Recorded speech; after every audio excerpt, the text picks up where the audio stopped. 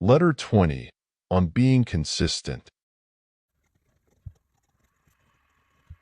My dear Lucilius, I ask and beg of you, on your part, that you let wisdom sink into your soul and test your progress, not by mere speech or writings, but by stoutness of heart and decrease of desire. Prove your words by your deeds.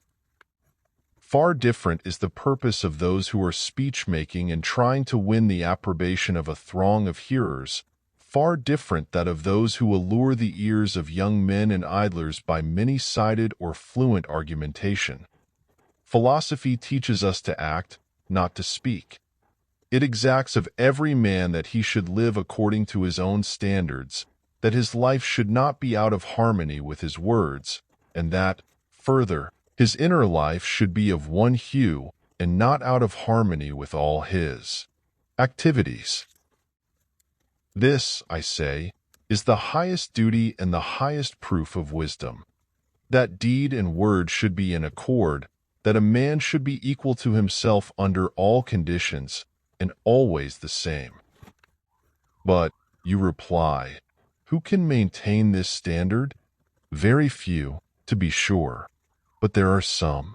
It is indeed a hard undertaking, and I do not say that the philosopher can always keep the same pace, but he can always travel the same path.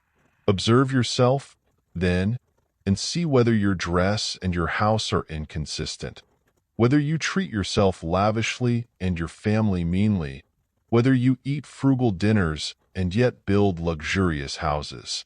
You should lay hold, once for all, upon a single norm to live by, and should regulate your whole life according to this norm.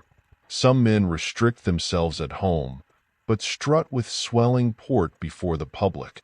Such discordance is a fault, and it indicates a wavering mind which cannot yet keep its balance. And I can tell you further, whence arise this unsteadiness and disagreement of action and purpose. It is because no man resolves upon what he wishes, and, even if he has done so, he does not persist in it, but jumps the track.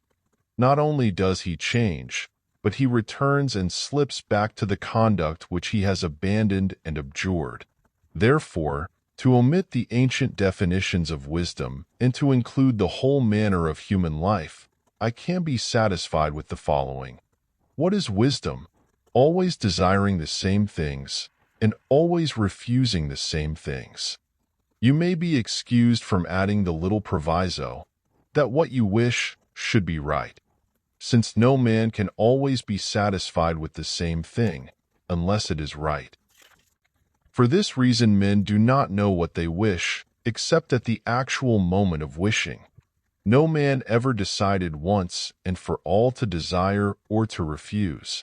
Judgment varies from day to day, and changes to the opposite, making many a man pass his life in a kind of game.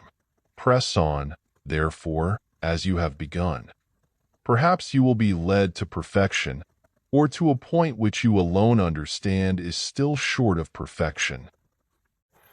But what, you say, will become of my crowded household without a household income? If you stop supporting that crowd, it will support itself. Or perhaps you will learn by the bounty of poverty what you cannot learn by your own bounty. Poverty will keep for you your true and tried friends. You will be rid of the men who were not seeking you for yourself, but for something which you have.